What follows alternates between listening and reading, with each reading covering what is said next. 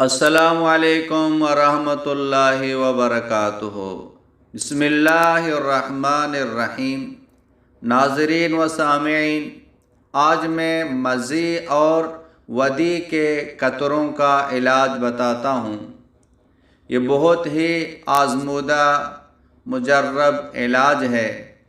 کئی لوگوں کو بتایا ہے، اللہ پاک کے فضل و کرم سے وہ ٹھیک ہو گئے ہیں، اور یہ تکلیف دہ بیماری ہے۔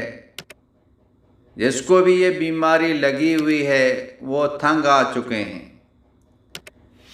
ان میں سے 3 چیزیں لینی ہے، ایک اجوائن، ایک تیز پات، ایک رائی۔ اجوائن بھی 50 گرام، تیز پات وہ بھی 50 گرام، اور رائی بھی 50 گرام۔ تینوں کو ہم وزن کر کے ان کو پاؤڈر بنائیں، اور استعمال کا طریقہ یہ ہے، روزانہ 1 گرام لے لیں اور پھر تازہ پانی پئیں روزانہ۔ انشاءاللہ تعالی چند دنوں میں یہ قطرے آنا بند ہو جائیں گے، مثانہ مضبوط ہوگا۔ اور اس دوران میں کھجور زیادہ سے زیادہ کھائیں۔